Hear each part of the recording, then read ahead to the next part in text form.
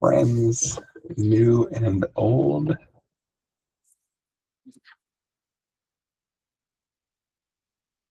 Welcome. I think we should just wait 1 second while folks join, or well, maybe we can give folks 1 more minute before we get moving.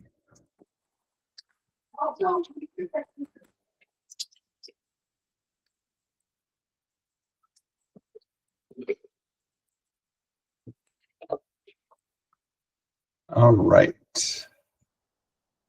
I think we are almost there to a quorum. Maybe we just wait 1 more minute while folks make their way.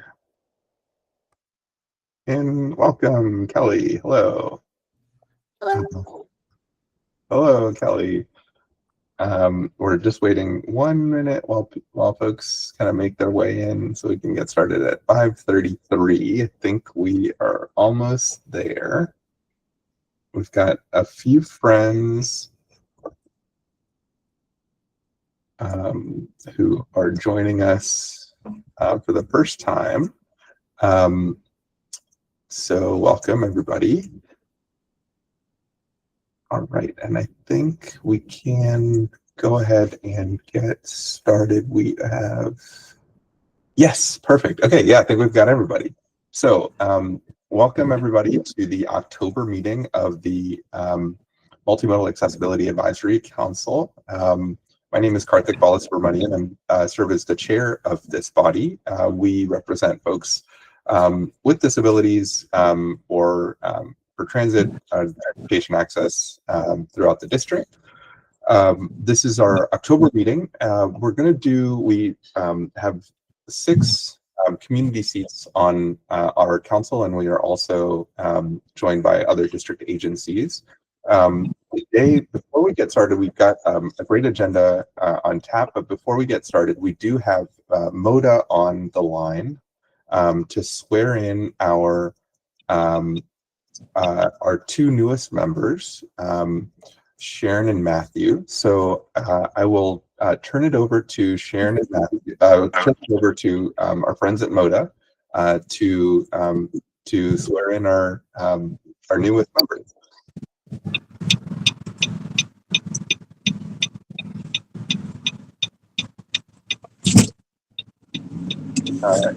Is someone from MODA on? I think I saw someone from MODA on.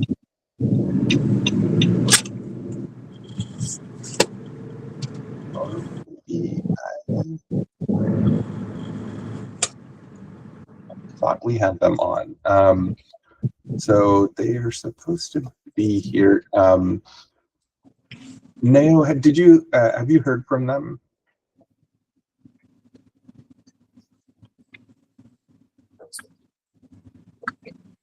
Neo, are you there?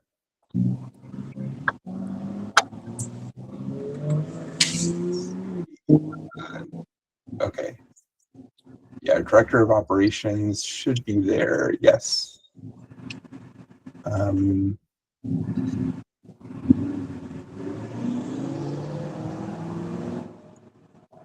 Anyone from MODA on?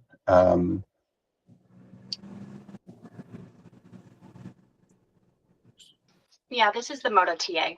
Ah, wonderful. Okay, yes, let's go ahead and get started.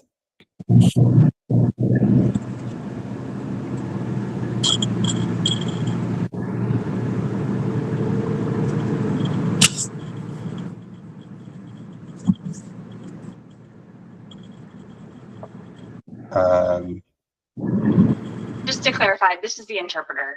I'm not a participant of MODA. Okay, not the Mayor's Office of Talent and Appointments. Okay, they were supposed to be here today to swear in. She said that they'd be here at the beginning of the meeting. But why don't we go ahead and just get started? Sharon and Matthew, you're part. This is the last step for you to actually become part of the council. But we will. You'll be part of the council for this meeting. Obviously, I guess informally, but formally, you will be going forward after this. Once we, it's been a little bit of a struggle to get MODA to respond to things, and I'm sad to say I'm not super surprised. Okay, so why don't we go ahead and shift over to our agenda. Our primary guest today is Jonathan Rogers, the director of the Department for For-Hire Vehicles. After we've got kind of our old business, looking to approve some old minutes, talking about our daylighting and sidewalk video, and now with our new folks, we can also kind of set new priorities as well. So without further ado, I will turn it over to Jonathan Rogers. Director Rogers, thanks for coming. We usually do intros, but I think we're a little bit discombobulated today. But so I think we can go ahead and skip intros and give it to you directly. Hey, can folks hear me? Yes, I think we've got someone who is driving. If you're driving, maybe can you mute yourself or not? Let's see. It looks like. Yeah, there we go. Okay, yes, go ahead. Great. I think Faye is actually going to share our slides. Yes. Hi, everyone. And, I'll be sharing the slides. Yeah, really appreciate the invite. I know we have a lot of important stuff to cover, so I don't want to monopolize your agenda. So I'll try and move quickly, but you can always ask questions at any time. And this is our thing. We usually don't use Google, so I'm hoping the presentation itself is accessible for everyone. But Yep. If not, just perfect. Just let us know. Okay. Dr. Rogers and everyone, sorry, I can't see my screen. Can someone let me know if you can see the presentation full screen? Yeah, I think so. One thing that you can do is, so if you go to, there's an option to pin on your screen. So if you go to the, if you scroll to the thumbnail of that particular, of the presentation, it will highlight, and there will be three icons. There's the first icon to the furthest to the left. That's what's called pinning, and that's what's going to make it big. Oh, yeah, I apologize. It's my first time presenting on Google Meet. I think it was full screen, Faye, how you had it before. Screen? Okay. At least to me it looks like it is. Okay, I'm going to go ahead and I think we can, if that didn't work, I think we can go ahead and get started. It's just pinning on the, once you pin that thumbnail, it should make it go full screen. Yeah, I can see it on my end too, Faye. So everyone's good? It looks good to me. Yeah. Okay. Okay. So I don't want to waste any time. So as we said, we have a lot to go over. I think we should go ahead, be able to go ahead and get started. Okay. Still hear me? Okay, so yeah, thanks so much for having us to the MAAC. I love presenting to the MAAC, and I really appreciate all your feedback because I think you guys care about our core services. Jonathan, we can't hear you if you are talking. I can hear him well. I can hear him. Yeah, I can hear him as well. Oh, too. good. Oh, my fault then. This is. That's like, I do not know what to do. This must be on my end. Okay, I'll speak up maybe. Well, maybe if that'll help. hear you. Okay. Yeah. All right. So yeah, I was just singing your praises because again, I think we hear all kinds of stuff at DFHV, but I think you all really care about our core mission and you are our core constituents. So I truly do want to serve you all well. So because of that, we have a lot of wheelchair accessible vehicle topics to cover, or WAVs as we refer to them internally. So I'm definitely going to respond to some of the recommendations that we received from the MAAC in your letter from a few months back. We want to talk about some recent improvements we've made. And then as usual, we want to share some statistics to help illustrate the context of, the industry and challenges we're trying to overcome and some of our long-term plans. So we can go to the next slide.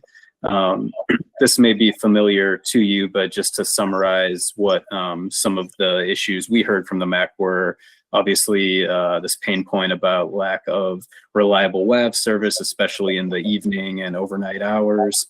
I think we saw mention of, I think a news article that, was the account of maybe a MAC member, also an AAC member, but, a passenger in a wheelchair who wasn't able to get service late night at Union Station and contacted a few providers to no avail. We will explain a little further about what the legal requirements are and what applies to our Transport DC program versus just taxi WAV service in general. And I think basically the clarification there is that in the code, if you look it up, I think it's called CAPS, like CAPS or something like that, CAPS DC, but it's what we call Transport DC now. Faye might know the the acronym.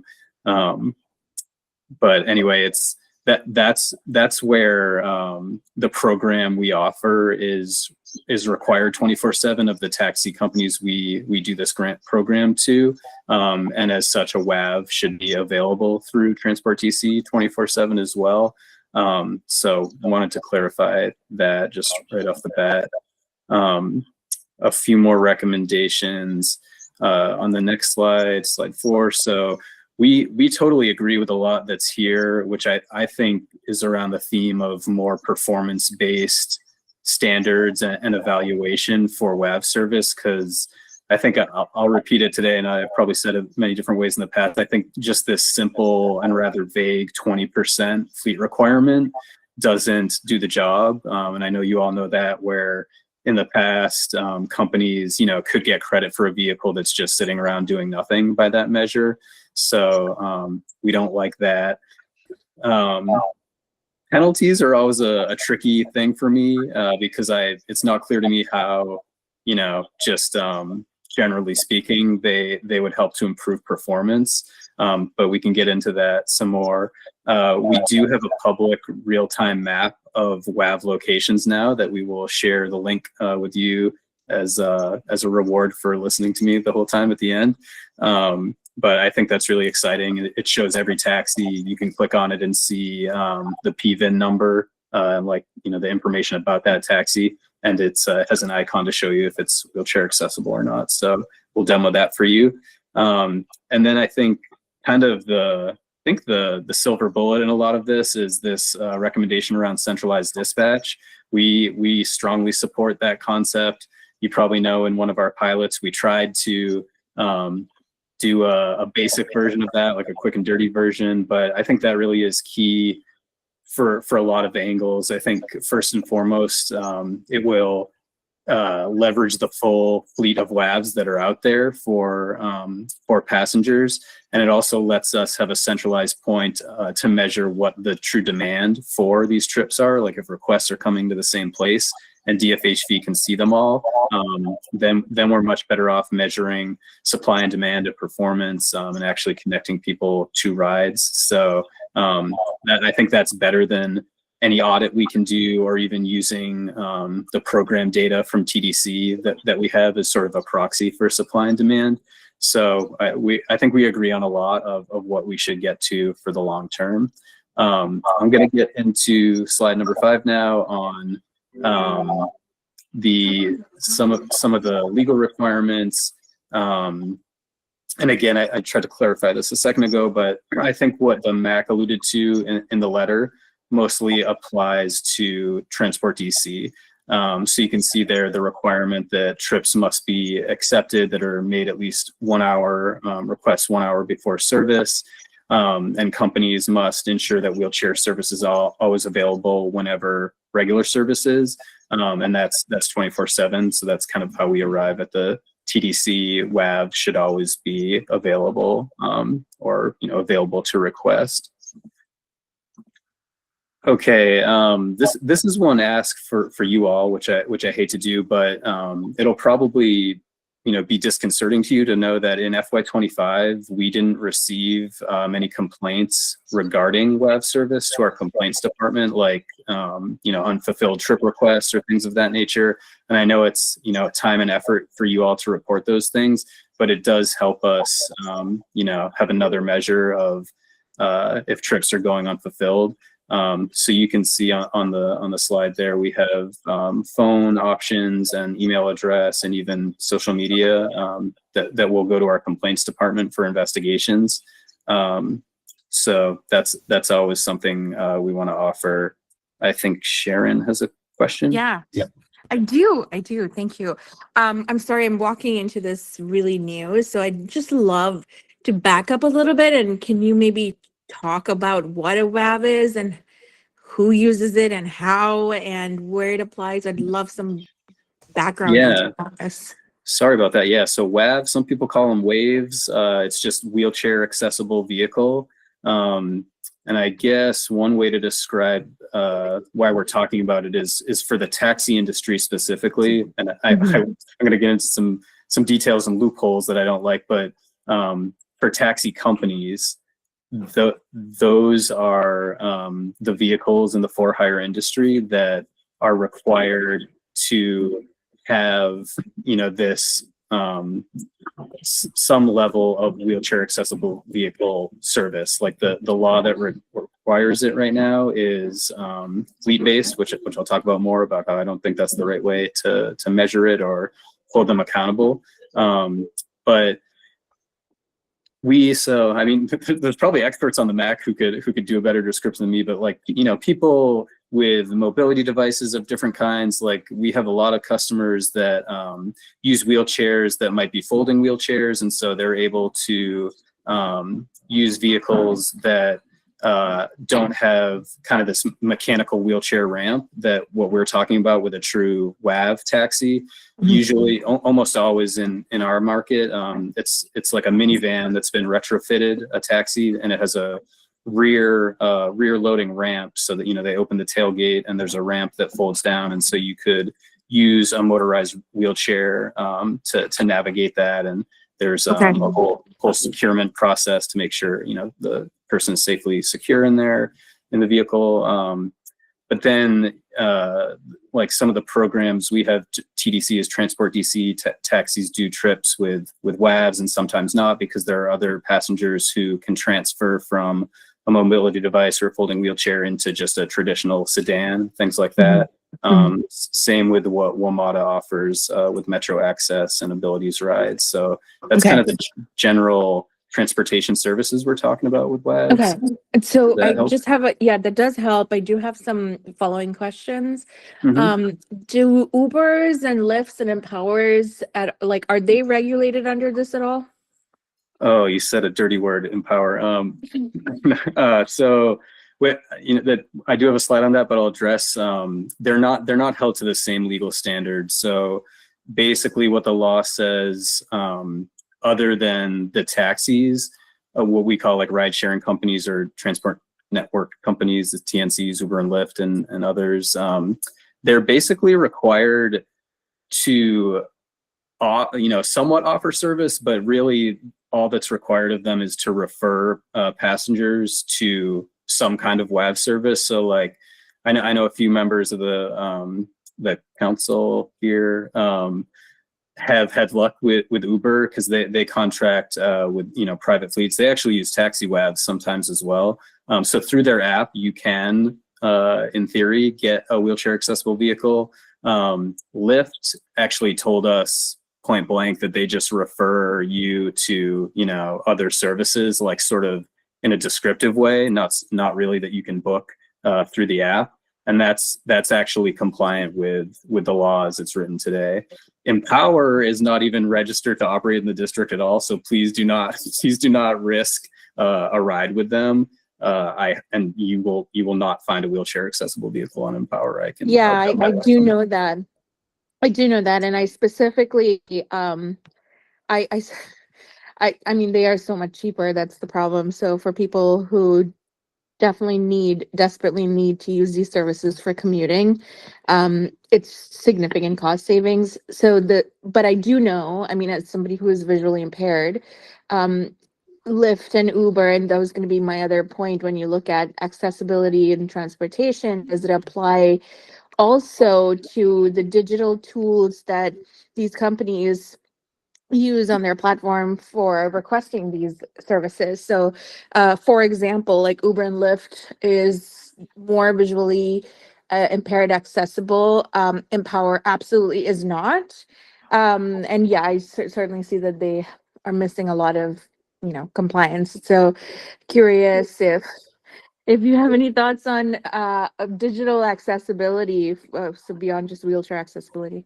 Yeah, and that's actually something we talk a lot about in our AAC. Our DFHV has this committee that's maybe a little overlapping with the same work you do. Our Accessibility Advisory Council, and we actually talk a lot about those issues.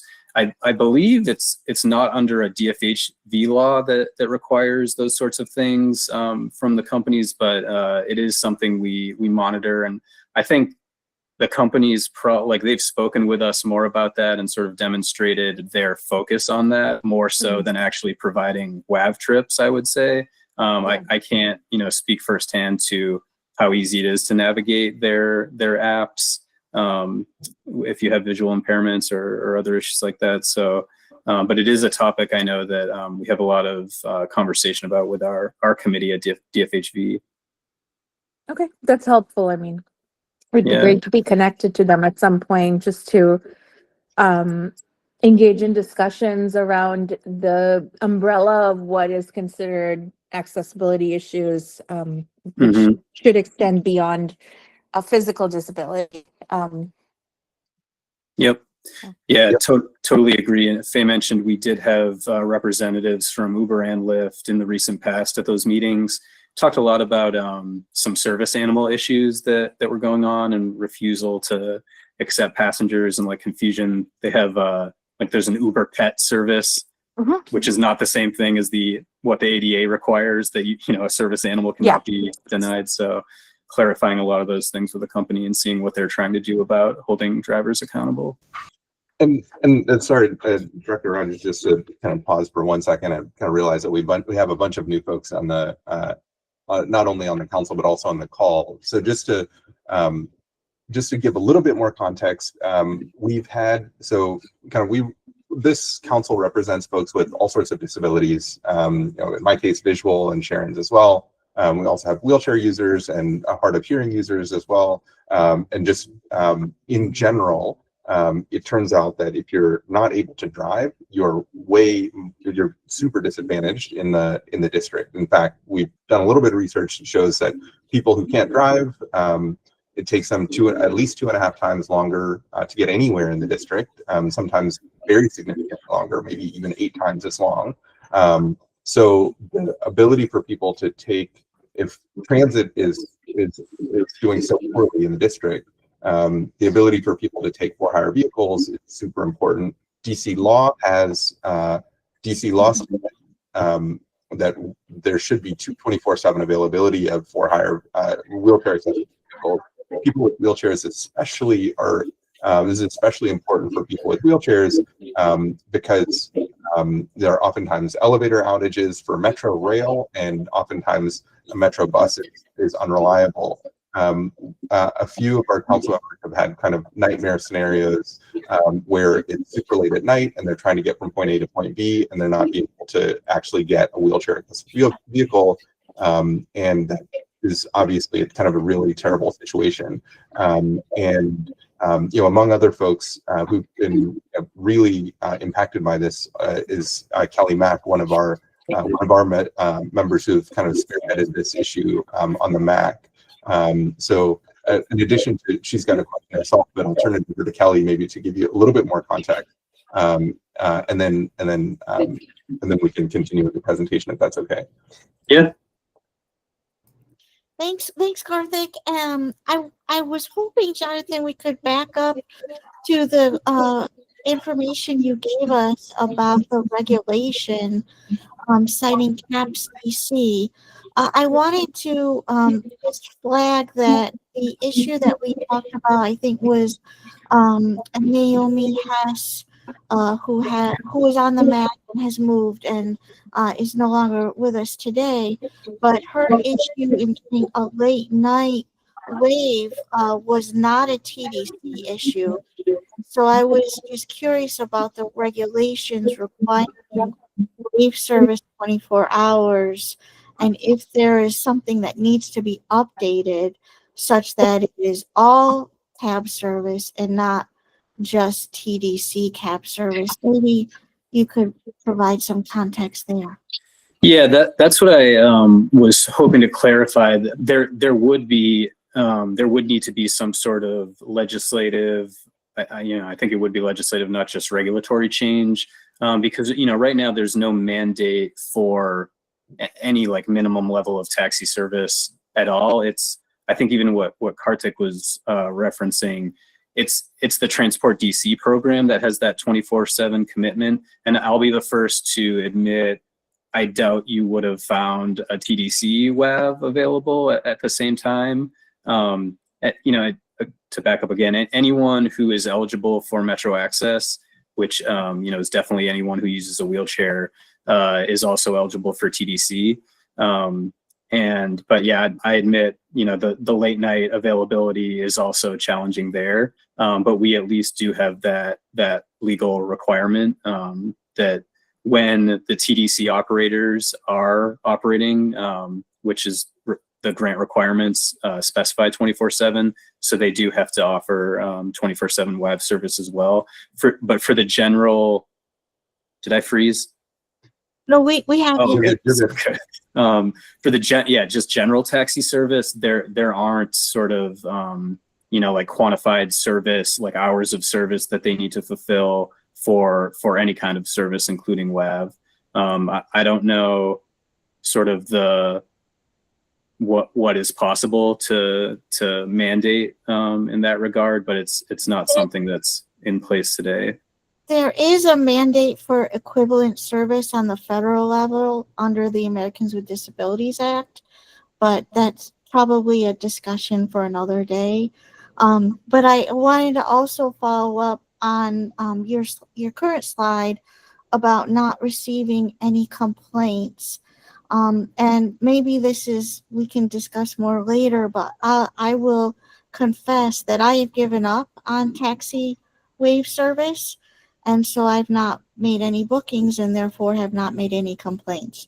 So there's that. And then there's another aspect to it that when I was trying to get accessible taxi service and I did make complaints, I did not have any sort of resolution that was helpful. And in fact, I am still in the midst of one complaint that is now 4 years old. And so I'm still in that process currently, waiting for a determination. So I think maybe setting some expectations about what you can achieve through a complaint, what someone like me should expect, what the time frame is, who I should hear from, that might help. But let's discuss further, and we'll let you go on with your presentation. But I just want to flag that what was hot in my memory. Yeah, that's really helpful, and I think totally reasonable, because the complaints, I think the swiftest resolution are for violations and things that are prohibited, like like overt discrimination is much easier for us to sort of reprimand a driver and inform a company, those sorts of things.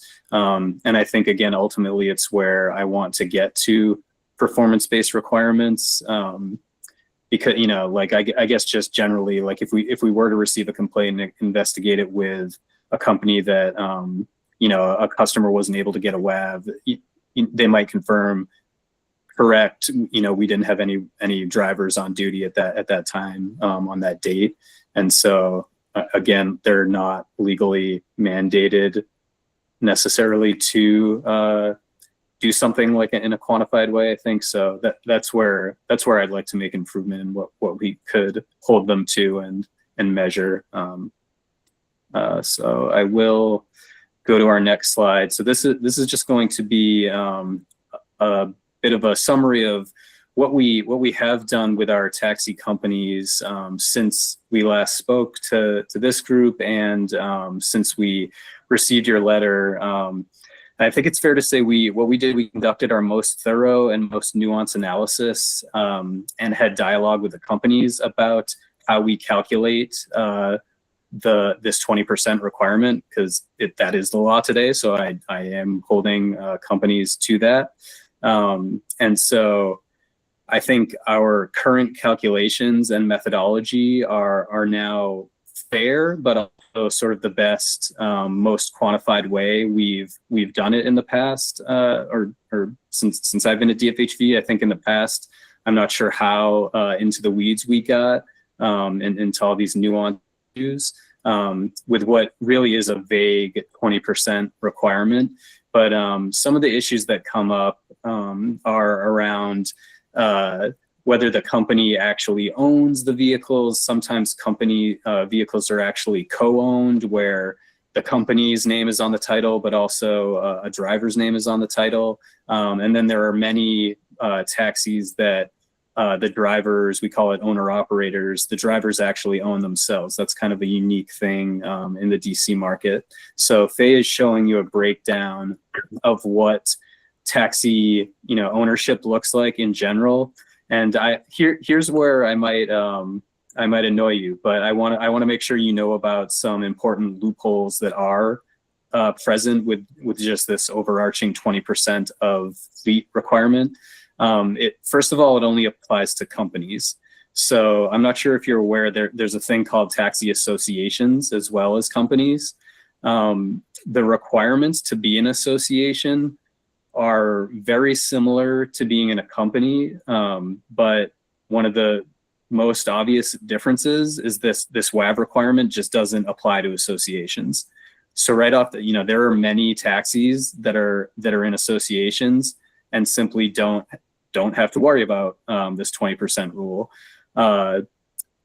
I don't want to name names, but there is a company that's totally followed the law but organized themselves to exploit that loophole. So that this company has under their company, they have like 80% something of their fleet WAV. So they're way above 20, but then they have a bunch of associations kind of under their umbrella as well, and they don't have any WAVs amongst that fleet. So that's where a lot of these owner-operator vehicles are found.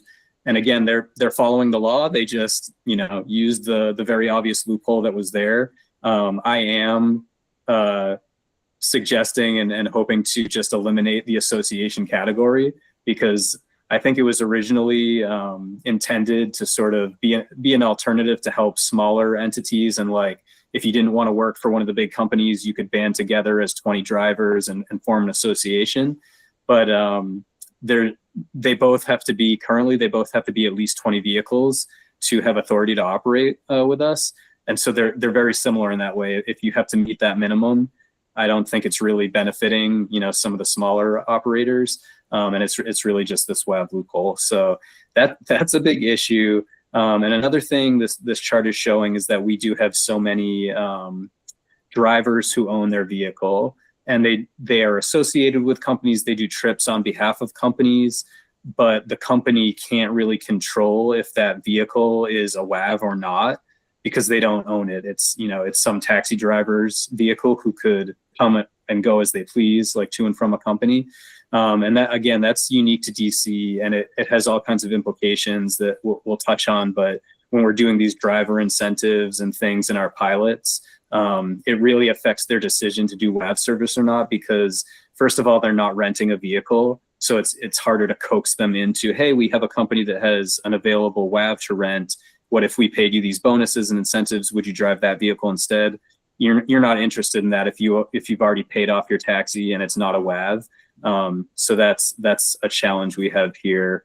And so I think on the next slide, we can get into what we communicated to the companies about how we are measuring their 20% compliance. So we're going to do fractions here, but maybe I'll start with the denominator. So that's how we're looking at the total fleet. And I think we're being fair to companies with what I just mentioned, that we're only including the company-owned or co-owned vehicles. We're not including those owner-operated vehicles because the companies really have no say whether those are WAVs or not.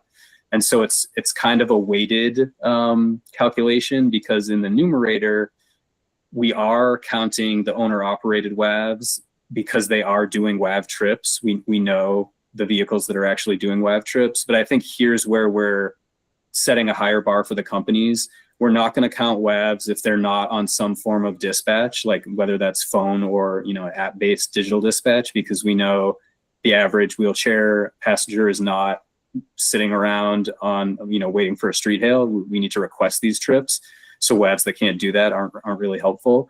And then we're not going to count vehicles that haven't done at least one wheelchair trip to an actual wheelchair passenger, not trips that a WAV does. It actually has to be a trip for a passenger who's in a wheelchair in the preceding 3 months. And that's to get at that issue of, you know, inactive WAVs or mechanically disabled WAVs that are just sitting on lots. We don't want to give credit for those.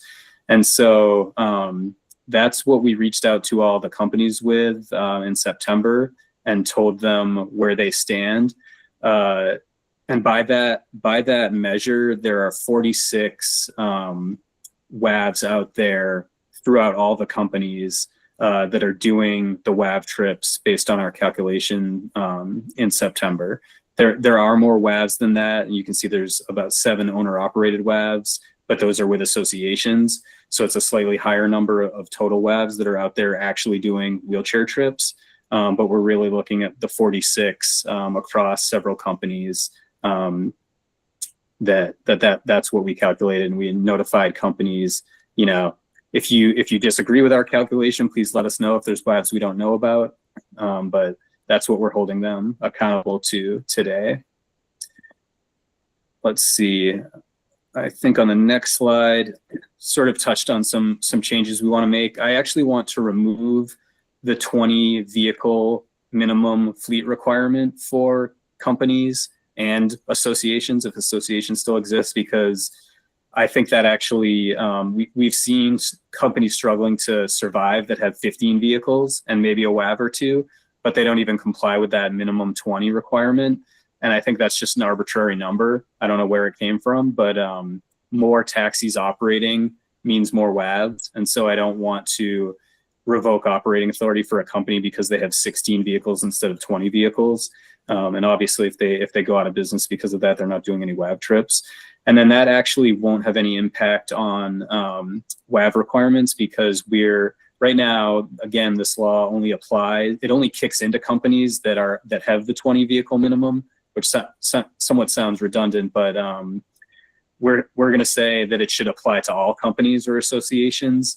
And then the way the math works out, I think it's if you're under 8 vehicles, that would round, you know, to 1 being the closest whole number of vehicles. So if you were a company of 8 vehicles or less, you'd have to have 1 WAV.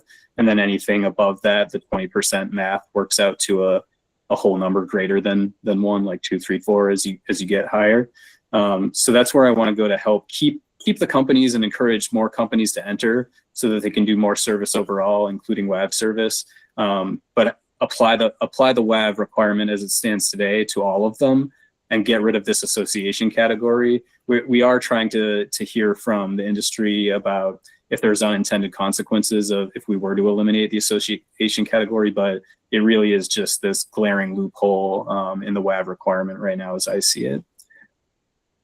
Okay, I think we're getting to the end because I know I'm going on forever. I always want to point out that taxis are such a small part of the market anyway. I really am glad to hear that some people have had success with Uber or other TNCs getting a WAV, because they do 96% of the trips. Taxis are only doing 4%. And then you see the breakdown like within that we've been talking about where the WAVs are and who's required to have them.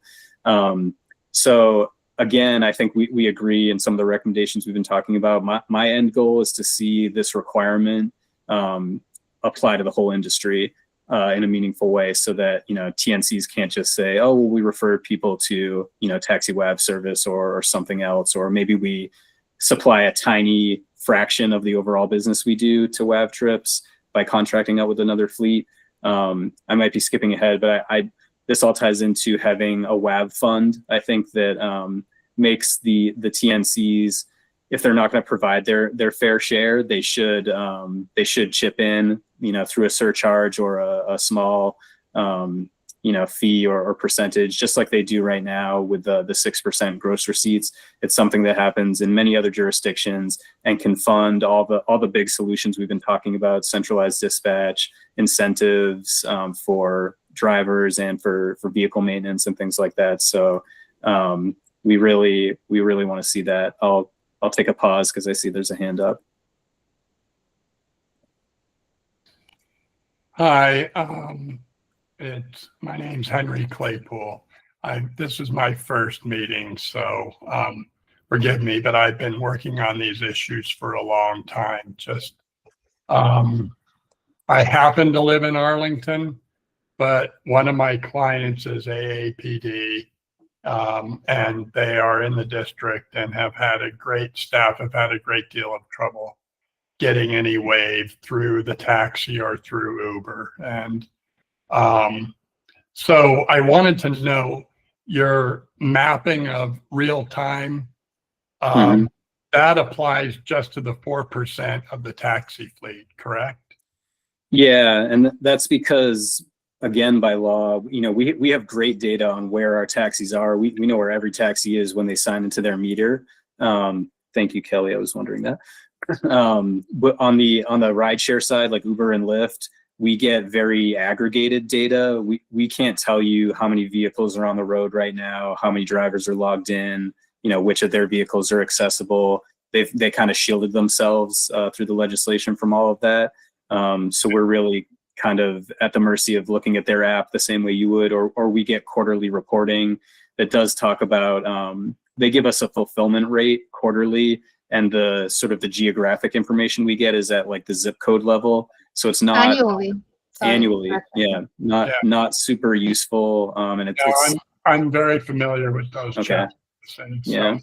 But the other thing that was really intriguing was if you could restate the last thing you said about where you would potentially generate revenue to pay for some of the centralized dispatching that, you know, would notably improve the service if you could realize this wish list, because really it's frankly, from what I've seen in other jurisdictions, a matter of resources. And if the district can bring the money to the table through a variety of different means, then potentially you can put together some operational solutions to these challenges. Yep, I agree. Basically, you know, proposals have been floated. You know, I'm sure council thinks about this, and wherever you can advocate, I think is to your benefit. But, you know, if you were to do something like a 10-cent surcharge on trips, that's a smaller fee than many of the existing, you know, taxes or different parts of the receipt you see when you get one from Uber or Lyft. We calculated that would generate something like $4 million a year for us annually, and that would sufficiently fund centralized dispatch, incentives, like I said, to still attract drivers or sort of offset some of the costs of these companies obtaining the fleet that they need, because they need the vehicles and they need the drivers, and they need the drivers at the times that you all need them. But that's where other jurisdictions have seen success with a sustained, consistent, like financial incentives for the drivers, but really that centralized dispatch. Again, we could see every request coming in. We could really have a sense of fulfillment rate and wait times. And I think that's how we ensure equitable service, and not just, hey, this company has 5 out of 20 WAVs or whatever it is. So, you know, they pass this arbitrary bar at a fleet level. They may be, you know, not really doing any actual service on the street. So that's the proposal, and what a lot of jurisdictions do have in place. Montgomery County included a WAV fund, essentially.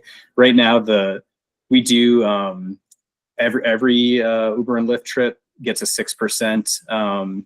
They have to remit 6% of their gross receipts to the district, and I believe that funding is mostly dedicated to WMATA. 1% of it comes to DFHV, and so we're sort of proposing, hey, this side of the industry is huge. It's the vast majority, and they're not doing their fair share of service. So maybe they could pay a small surcharge that I don't think would be painful for passengers, but could enable us to do all these solutions. And so you're the initial, you were speaking exclusively to the taxi side, and then of having some, potentially people speaking to the council about doing this just for taxis. But would that centralized dispatching that you'd create, say with a centralized fund like that, be able to cross over into the wave since its revenue came exclusively from taxis? Yeah, it's technologically possible, but I think would need legislative requirements. I think what you're saying, it would be great to have one centralized thing that leveraged the whole industry, like Uber, Lyft, taxis, whatever it is. And we've seen it's definitely technologically possible. Like I said, there's sort of bridges like the Curb app right now. Like you do Uber trips that you actually book through Curb. You may have requested an Uber and a taxi shows up. So they do cross over already. But I think the existing law simply doesn't require real service from the Ubers and Lyfts of the world. And so that would kind of be step one, is we need to raise the bar legislatively for them. And then we could definitely, weave that all together in a centralized dispatching system. Okay, now I'm a little bit confused. I think I hear you, but I want to just make clear, and I'm not suggesting that you're encouraging any of this. In theory, one would advocate for, the taxis to have a fee assessed. And then in addition, one would also advocate for the Uber and Lyft, the TNCs of the world, to pay into the same fund, and so that you'd have a centralized resource. Would that be something that's manageable on the district's end? Could you blend those funding streams? Yeah, I mean, in my opinion, the taxis, there's a 50-cent surcharge on every trip they do. I know they're not doing maybe A+ WAV service, certainly not at all hours of the day. But I think, again, given that they're 4% of the total market, I don't think they are necessarily in a position to fund this. They would be funding it if they could. They're purchasing these fleets themselves. I think it's really incumbent on the much larger side, that 96% you see the TNCs in that pie graph. First and foremost, the law just doesn't require them to do actual WAV service in a quantifiable way, like we've said. So I think they should start paying into this fund first, so that they can actually do a fair proportion of their trips to meet the demand that we know that's out there for WAVs. But what the money could be used for, I think, should ideally, we were thinking it would really boost the taxi industry's capability to have centralized dispatch for them first and foremost. But I really like that suggestion that, well, why not have the centralized dispatch touch all of these vehicles? And I just think the first requirement in that direction is to make the TNCs, compel them to do real WAV service in the first place, instead of kind of lip service is what I feel like they're doing. Thanks. I'll loop back with Kelly and others to discuss how we might take some steps in that regard. Thank you. Okay. Let me know if I'm going on too long. We only have a couple more slides, but we have another breakdown just looking at July of 2025. Or did I skipped one maybe. Did I?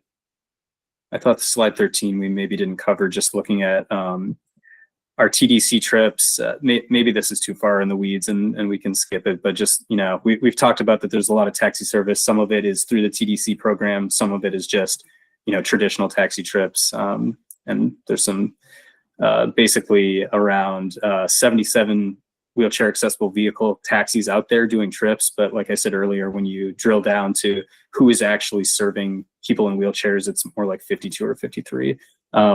Another way you can submit feedback, and I don't want to put the onus and the burden on you all, but we do have a WAV survey and email address, so that there's a QR code for that there. So it's just enough.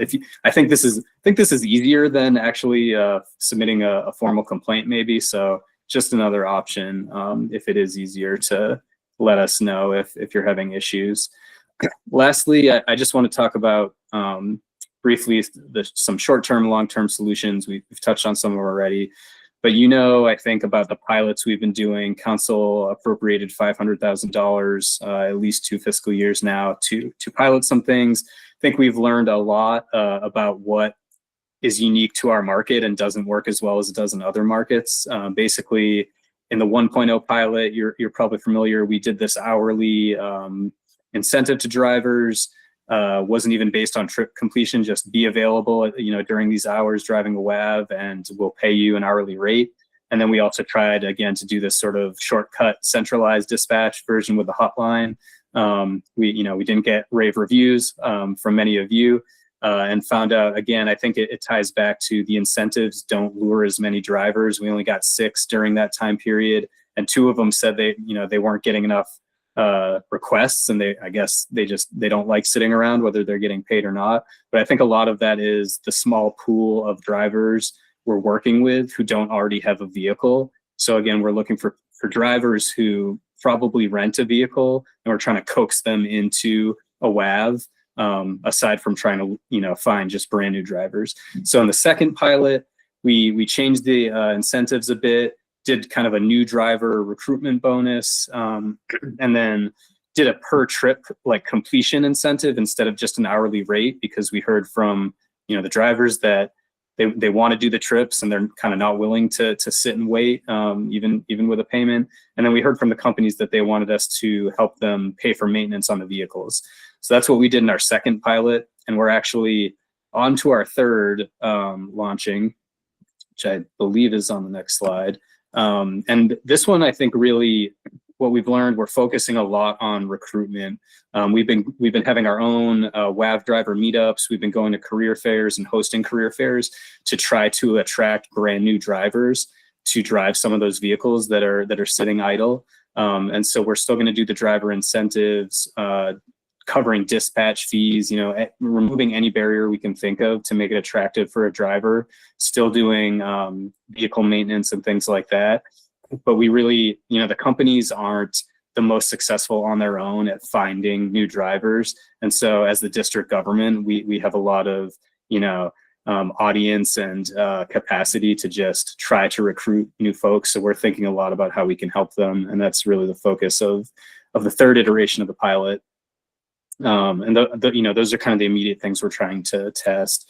Do you want to give you a preview of, I think if Faye clicks on this, so we could put it in the chat, the wherearethetaxis.transitiq.com, not the shortest URL, but this is a live map of all the taxis that are on duty, and you'll be able to see there's an icon with the wheelchair symbol for those that are WAVs. And I don't think this is intended to be a way for you to in real time find a trip. You're still going to need to request a trip. We're not going to hope to cross paths with intercept one of these vehicles on the street based on the map. But I think it does give you some transparency.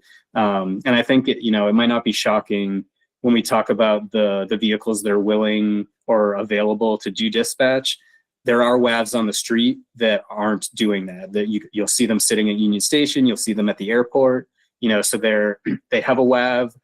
Who knows how they got it? If we subsidized that years ago, but they're kind of the street hail style driver who just wants to sit at a taxi stand or an airport or Union Station. And so I think again that's where we're hoping some of these incentives lure them in to more WAV service. Okay, only 2 more slides. So I know there was a lot of interest based on probably what you already know, and then some of the recommendations from the National Disabilities Council study, specifically with what's going on in Montgomery County. And I don't want to use the cliche that it's not apples to apples comparison. They do only have 2 companies there, so it's sort of naturally centralized a little bit. But they do have the fund we were talking about. So they have a surcharge on the TNC trips that goes into a WAV fund, which is great. And like we all agree, that would be great to have here. They actually have a lower fleet requirement. It's only 8% of taxi licenses need to be wheelchair accessible there. So that's a little interesting. You know, it's one thing to hold them to that and how you can hold them to that, but theirs is 8 instead of 20. And then you can see some of the numbers of actual vehicles that we have here listed on the slide, and what Montgomery County actually uses their WAV fund money for, which is, you know, the same things we've talked about that we've seen successful in other jurisdictions. And just to hammer home these long-term ideas, we've probably touched them all already, but this is the last slide. Again, you know, it's my level the playing field talking point. I want TNCs to have to do as much WAV service as taxis. This WAV fund, we've seen it work in Chicago, New York, Montgomery County, centralized dispatch. You know, it's one-stop shop for customers, and we can actually see the real performance metrics. We'll know what the supply and demand are. And then we have a steady supply of incentive for vehicle purchases or for driver incentives, because I think another thing we've learned with the pilots is that they're kind of one-offs and they've been like 6 to 8 months at a time. And so that doesn't really build momentum or inspire like long-term behavior change, I think, on the part of drivers if they know this is like a 6-month thing or something. So I really think we're on the same page with what needs to happen. Maybe it's easy for me to say that, but I want to hold these companies accountable. I want to close the loopholes. I know how important this transportation is, and some of the horror stories I've heard about being stranded. And so that's what I wanted to share today. And, you know, just thanks for letting me drone on and share all that with you. Wonderful. Thank you so much, Dr. Rogers. I want to give kind of first priority to council members to ask questions, and we'll kick it off with Kelly. Thanks again for being here today, and really appreciate these slides and these updates. This is really good to see. Actually one question, and that is, one of the lessons that I think is also from the National Council on Disability report was that some of the places where incentives were provided without requirements or responsibilities to fulfill, they kind of failed. Their efforts failed without having any accountability. And so I think that needs to be part of the discussion, and wanted to see if you had any thoughts on that. You know, if we're going to advocate council for, hey, we want a fund to do this, I think we also need to ask for certain things in return. Yeah, I'm sure Faye will, like in our pilots, first and foremost, we have those requirements, because I've been very hesitant, and I think it's a blunder we've made in the past where we've helped facilitate the purchase of vehicles or done things like that, and then there's no follow-up. Like, did that driver disappear? What happened with that vehicle? So we definitely, easier said than done, but we don't want to fall into that issue again. And Faye can probably describe some of the requirements we're doing in the pilots right now. Yes, thank you. And Kelly, you're 100% correct. We had conversations with Calgary in Canada, City of Winnipeg. They all had minimum requirements for the incentives to be paid out. Also, Chicago and New York have the same, like, similar requirements. In Chicago, it was 20 trips, I believe, per week. But then the demand has increased so much that these drivers were busy, so they increased it to 40 trips now. So certainly there the requirements right now in the pilot 3.0. I just don't want to call it 3.0, like the next iteration of the pilot. We have a minimum number of trips that drivers must complete in order to receive the incentives. But as Director Rogers said, just receiving like $500,000 per year is not like a sustainable source of funding. And by the time we get to putting a RFA out and like doing the grant stuff, like working on the administrative sides of things, like a couple of months of the year is gone. So like 8 months is not enough time for us to measure demand and see how things change. But yeah, absolutely, we get it. As Director Rogers said, we had situations in the past, grant opportunities in the past that we gave out money for purchasing VAVs, but we didn't have a requirement in place for the drivers to at least commit to like staying on dispatch for like 5 years. So now we do have drivers who took advantage of the opportunity and purchased VAVs. Some of them actually offer wheelchair accessible trips from the airport, which is good. We do need those trips as well, but 100% we agreed, and in any program or pilot that we'll be working on will incorporate like a minimum threshold for drivers. I think too, it's another benefit if we did have centralized dispatch, because sometimes the companies will push back and say, hey, don't hold me to do 20 trips a week if I'm not getting the requests for 20 trips. And so again, if we had it centralized, we could say, okay, yeah, you're right. This week you didn't get enough. It's not your fault. You didn't get enough requests, so you can't do the trips. But that's kind of a push and pull we have right now, where they're always sort of saying, well, how can you hold me to a minimum level if the demand isn't there? So yeah, I just think another benefit of that centralized dispatch is having that really good view of, well, what's the fulfillment rate? We know this is how many requests came in. Sure. And another part of that may be tracking pre-bookings and how much they fulfilled those. Because I think another big problem is making a reservation that is unfulfilled, and then the people are scrambling. And I'm guessing that Henry Claypool, his colleagues had experiences with that as well. I'm just guessing. But the other thing I wanted just to bring up for your future daydreams is the issue of automated vehicles, because we know that they are starting to arise in testing, and that a big problem, and that was also in the National Council on Disability report, is the lack of accessible vehicles.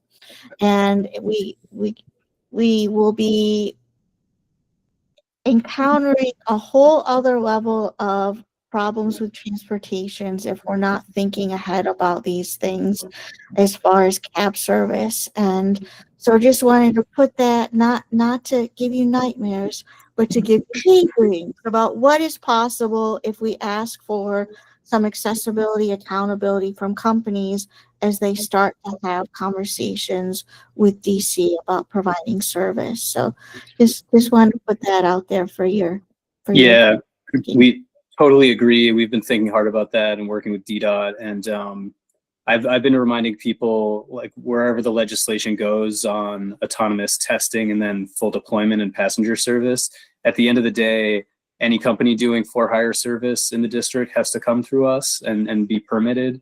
And so I think it's another reason why it's important to go back to sort of the foundation of like these TNCs, whether they're driverless or human driven, they should have to provide an equitable amount of WAV service. And if they, if an autonomous version of it, they haven't figured that out, then maybe they shouldn't get to deploy in the way they want. Like, I think we just need to hold everyone to that standard, and let them figure out how to do that. Thanks for saying that. I'll let others ask questions. Thanks again for being here. Perfect. Thanks, Kelly. I want to also kind of channel our previous chair, Heidi Case, in asking about curb access, because curb access is a huge deal, especially for folks in wheelchairs. I want to highlight our principles. I'm not sure, this is always a kind of plug that I make. We created a set of principles for street space usage. I'm going to share my screen. as kind of prioritization, our prioritization framework for any street in DC, but especially in destination dense areas like the CBD. And I want to specifically, so basically this is saying, okay, we got, curb to curb, but then plus the sidewalks for any street in the district, but especially on arterial streets. First and foremost, ADA compliant sidewalks, then dedicated protected public transit lanes and emergency vehicle lanes, then ADA PUDOs. DDOT has done a terrible job at ensuring that that folks can get in and out of labs in a safe manner with real curb access. We don't, there's a dearth, if any, of ADA PUDOs mid-block, especially in the CBD where there are a lot of destinations that people need to go to. And I'm wondering if you guys have done any sort of advocacy. We've tried, but it's kind of fallen on deaf ears. Have you heard of anything on that front in your discussions with DDOT? Yeah, this is a topic I think that comes out in another committee we have at DFHV is our for-hire vehicle advisory council. It's basically like what the DCTC, the Taxi Cab Commission, used to be. And we talk about, issues throughout the whole industry there. And there's a DDOT member on the board, as well as, members of the public and from the industry, and hear a lot about curbside issues there. And I like your list here. I'm usually one of the first to point out in those conversations that like we need to talk about curbside management and PUDOs, especially when it comes to accessibility, because I think I hear a lot of, talk about conflicts and where, the accessible pickup drop off isn't provided or other things. And my first reaction is always like, well, it's got to be like 95% of all the curbside is dedicated towards long-term personal vehicle parking in the first place. And so that's a big fight to pick with lots of, your typical driver out there in the district, whether they live here or they drive in from elsewhere. But to me, and I'm not the DDOT director, I have the luxury of saying something like the paradigm here you're describing, where the balance of uses needs to be rebalanced. And I somewhat think almost every block needs less parking and more of some of these other things, including PUDO that are accessible, because how else is any of this going to work? And maybe I'm going to overshare here, but I always think about the fact that our taxi WAVs and others, the fact that they're rear loading is an issue to me, because I know in real life that means someone in a wheelchair needs to get to a curb ramp and crosswalk and then probably go into the travel lane or parking lane to get into this vehicle. Like they're not side loading like a bus is at an accessible bus stop.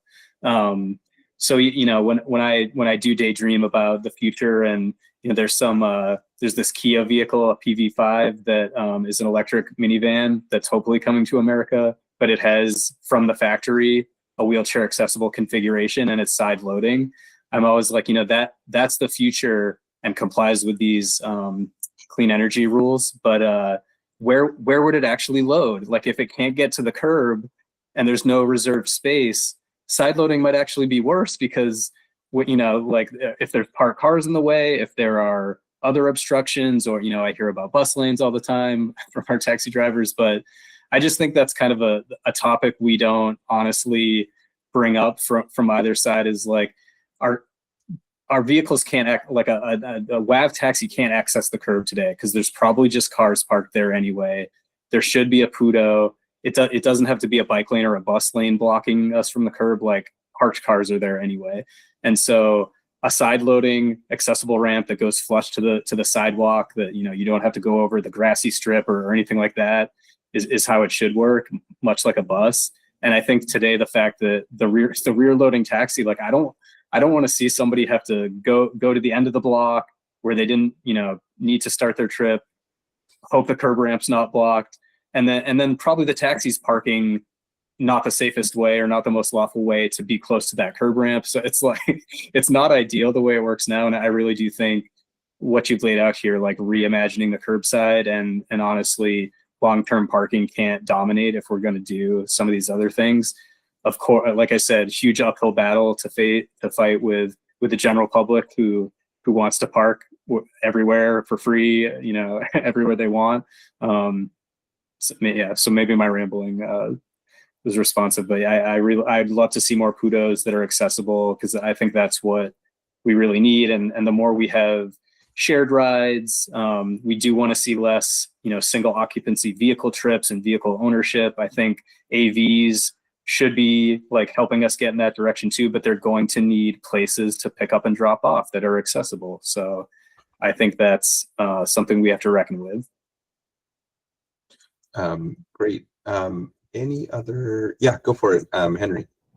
Just a little commentary on your point there.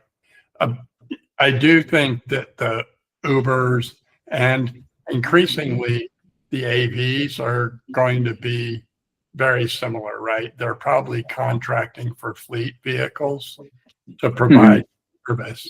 And so they can lay out the terms for that the fleet contractor needs to meet, rear entry, side entry. And, you know, the idea of creating the spot in front of a bus stop that's open for taxi, PUDO or whatever, you know, might be something just to start thinking about in the city's planning. Like, can you build on spots where you already have public transit, pick up, drop off, and tag on and co-opt a little bit of the space so that it's easy for them to take those battles with the parkers. I haven't really seen a lot of other jurisdictions dealing with this, largely because you roll it into a massive urban planning exercise, and all need to get baked into a long-term formula, and it takes a long while, I think, for the product to come out the other end. So we will be doing something in other cities, and maybe the staff there that are in conversation with Chicago, some of the more progressive jurisdictions that have been regulating vehicles, add that to their list of questions. What are they doing for PUDOs, and how are they solving some of these challenges? Yeah, I think it's a great point. And I know, to your point, it is a long exercise for the DOTs to do this. I think DDOT is actually underway with an updated curbside management study. The MAC should probably inquire about that. Ironically, when Faye and I used to work at DDOT, they had done, this was back in like 2015 or something, they had a curbside management study, but it was very philosophical, and I'm not sure what change was implemented from that. But they're doing that exercise again, and they're grappling with these issues, I'm sure. There's also a downtown transportation plan right now that's going on. I would like, we'll put in our 2 cents, but especially if you're aligned, I think it's right now is just it's terrible, and especially for folks with disabilities, especially for folks with wheelchairs. And to the extent that we can do some like real out of the box and maybe even a little bit courageous thinking, like if you can kind of put your 2 cents in to say, hey, like, CBD is totally unacceptable right now, to just have a bunch of general non-ADA parking, or even PUDO, not even general PUDO, but like our curbside uses in the CBD is total garbage. And just to plug again, thinking a little bit more about the public transit, like the WMATA stops, they all have to plan for an accessible path of travel. So when you offload the bus, they've already designated a way for the wheelchair user to travel from that spot to the curb and get to their destination. So it would probably avoid a lot of other barriers just to take the advantage of integrate that planning already into approaches that you might think of. But I'll take that back, and hopefully Kelly and I can start a list of things that we need to talk about. So we are. Go for it, Director Rogers. Oh no, I was nodding in agreement. Perfect. Well, so we are actually at, we do have a little bit of business within the MAC to do.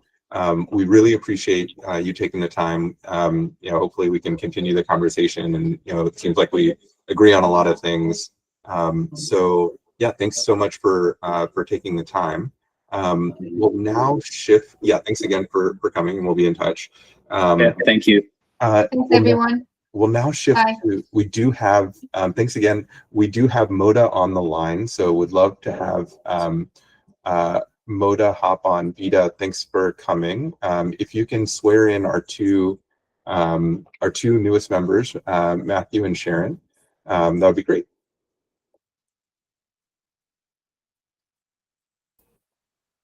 Absolutely. So hello, everyone. My name is Vita Rangel. I am the Director of Operations at the Mayor's Office of Talent and Appointments, and it is my pleasure to be here today on behalf of our Director, Deputy Chief of Staff Steve Walker, and on behalf of Mayor Bowser to swear in the two newest mayoral appointees to the Multimodal Accessibility Advisory Council. For our two folks who are getting sworn in, if you could come on camera and off mute. This will be just a simple call and response. I'll go line by line and ask you just to repeat after me together. And following up, Kimberly Jantrang, our Associate Director, who coordinates appointments or for the Multimodal Accessibility Advisory Council, will follow up via email with written copies of your oaths that we'll need signed and returned for the public record. And then we will mail out certificates of your appointment to the addresses that we have on file. Okay. Cool. And so with that, we can dive right in. I'll ask you both to raise your right hand or otherwise indicate that you're swearing an oath. Okay. And repeat after me. I state your name. I, Sharon Koshi, Matthew Killisback, Having been appointed to having been appointed to having been appointed to the Multimodal Accessibility Advisory Commission.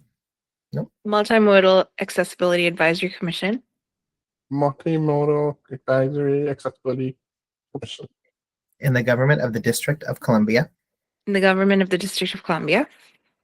the government of the District of Columbia, Do solemnly swear or affirm that Do solemnly swear or affirm that do solemnly swear or affirm that I state your name.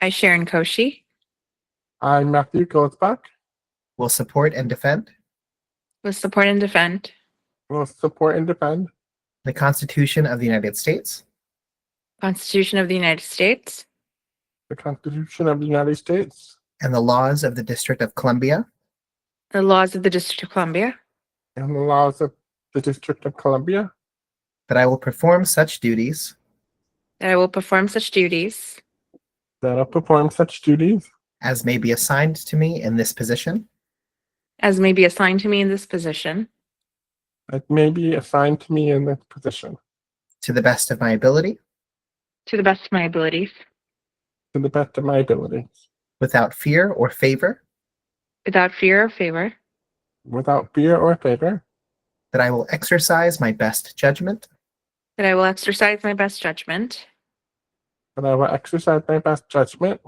and will consider each matter before me and will consider each matter before me or consider each matter before me from the viewpoint of and the viewpoint of the best interest of the District of Columbia as a whole. the best interest of the District of Columbia as a whole. of the best interest of the District of Columbia as a whole. and that I will faithfully discharge said duties. And I will faithfully discharge said duties. And I will faithfully discharge said duties. Thank you so much, and congratulations, you've been officially sworn in. Thank you so much for your willingness to serve in this capacity, and we look forward to seeing the great things that you'll do with your colleagues here. Thank you. Thank you. Perfect. Thank you so much, Director Rangel. Super appreciate your help. We now have a quorum, so we can vote on things and we can operate. So thank you again. I really appreciate it. I'm going to switch over to going back to our older business. And now that we actually have official members, we can also discuss we've got new folks. We can discuss new priorities. We do have a couple things on deck already. So we've got DPW in November, Director of Public or the Department of Public Works to talk about two things: snow clearance, and then also clearance of vehicles who are causing problems at crosswalks and also on sidewalks. How and why they should be removed more quickly. So snow clearance especially is an issue for folks with wheelchairs trying to get around. If the snow clearance is not done off of a curb ramp, then that effectively kills folks' ability to move around. And then similarly with towing, if cars are blocking curb ramps or sidewalks, then people can't get around it as well, and DPW has often failed to do that. So I'll coordinate with Neo, who's kind of recently back from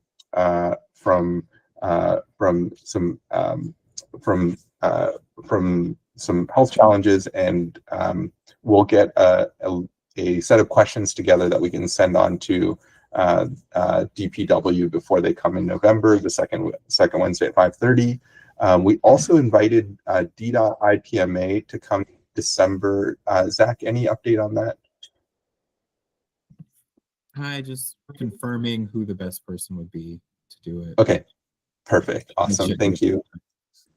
And then the other thing we'd mentioned, this is especially for new folks. The Bicycle Advisory Council has someone who comes each month to share their updates on. I'm going to share what they share every month through the Bicycle Advisory Council, but it's basically someone from the active transportation branch. And I just had that document. I want to share basically what they do. So what they do is, sorry, I just had it pulled up, but then it went away. What they do is they basically share the progress update each month to the Bicycle Advisory Council on all of the protected bike lanes that are being installed. And I want, for folks that were here when the bus priority team came to speak with us. Yes, there we go. Okay. Yeah, so basically they have a report that comes to the BAC every month from DDOT's active transportation branch that is basically saying, okay, this is where the bike shares are, the capital bike share locations are being installed. Here are the, the major protected bike lane projects that are going in, and this is fantastic. And, and then, folks from the Bicycle Advisory Council can kind of weigh in on saying, hey, like, what's going on with this, or what, any update on this, and that's generally a great conversation during the Bicycle Advisory Council. I brought this up to the bus team, and they said that they would be open to doing that, like for our bus priority projects across the district. And I wanted to just, now that we actually have 4 members, right? I wanted to just, before we like before we actually ask for that, I just want to make sure that folks would be interested in that. That my guess is that that would take about 10 minutes for each meeting, but basically kind of getting an update on, you know, we have a lot of great bus priority projects in the pipeline, but you know, it seems like a lot of them have gotten slowed down pretty significantly. And yeah, would love to do that, but I want to make sure that you know, Kelly, Sharon, and Matthew, you guys agree. Mm-hmm. Yes. Matthew, how do you feel about that? Oh, go for it, Kelly. Oh, just fabulous. Cool, excellent, cool. Yeah. So then maybe Zach, can you communicate that back to the bus team? It would be great to have them just like kind of present something similar to, you know, what the BAC gets. Just in, you know, the statuses of the various bus priority projects. Sure. Yeah. Perfect. Excellent. Great. Thank you. And I know I want to be conscious of time. We've got a lot of cool things. We got a little bit off track today, but I want to just, you know, for Sharon and Matthew, I will kind of communicate with you guys individually to kind of get you back up to speed. And also, you know, one thing that I would love, you know, for us to do is kind of, you know, specialize in various places where there's energy. And, you know, so for example, Kelly has kind of spearheaded the wheelchair accessible vehicle and our work towards that. You know, I've focused on daylighting this kind of so the DC law makes it very clear that that people can't be parked too close to a particular crosswalk or too close to crosswalks or intersections, so that people who are just crossing the street don't get killed. But oftentimes those signs are in the wrong place, and people are ignoring the signs and park too close, and that causes super dangerous conditions for anyone who's trying to cross the street, but especially folks with disabilities who may be lower to the ground or slower to walk, and just are in general ultra vulnerable to drivers who are unable to see because of parked cars. That's kind of been a major focus of mine, but would love for y'all, if there are kind of specific things that you want to really dig into, you know, that could be around speed or, you know, bus accessibility or whatever kind of whatever is something that that you think you know, you'd like to really focus on. I would love to be there to you know, I'd love for all of us to work together and kind of you kind of point the way, and we can all support you and kind of make progress. There's kind of an infinite number of things that we can do to make the district more accessible for folks with disabilities. So yeah, so especially Sharon and Matthew, like if there's something that you really care about, Yeah. I'll be reaching out, and yeah, we can kind Yeah, of really go for it. happy to. I was immediately going to say that one thing that stood out from me from the conversation today was when we talk about accessibility, and it's really all still within the constraints of the law, and unfortunately the law has not kept up with the needs of all segments of you know, disabilities, like visually impaired passengers is a great example of that, and more tools needing to really become accessible to visually impaired passengers. So if there is a spot for advancing, you know, accessibility within digital tools, I'm sign me up for that. I would love to figure this space out. Cool. Yeah, let's do it. I mean, it's really just, I think there's so many different things that we can do. So, you know, like there's energy, you want to like dig into this, you know, we have the mandate to work with any agency across the district government. So if there's anywhere that you want to start, yeah, start thinking about that and Yeah. let's do it. Yeah.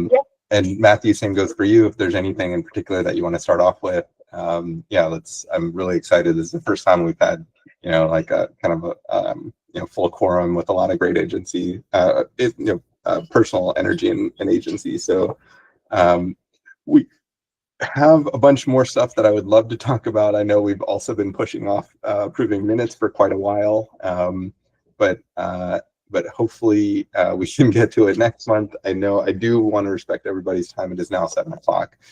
So we will reconvene in October. No, this is the October meeting. We'll reconvene on the second Wednesday of November and kick off with DPW. And hopefully we'll also be able to get through a bunch of more items. But then, as always, like, feel free to email me and Neo, and we'll also have some questions that are coming out for DPW. So thanks everybody. Really appreciate taking the time, and also for anyone new, I saw a couple new names on the in the participant list. Thanks for coming. Normally we do introductions. We'll do that in November, so please come back in November. Yeah, thanks everybody for a great meeting, and we'll talk again. We'll see you again next the second Wednesday of November at 5:30 using maacdc.link/meeting to get on. So thanks again. I really appreciate it. And also thanks to the ASL interpreters as well. Thanks, everyone. Thank you. Bye. See you soon.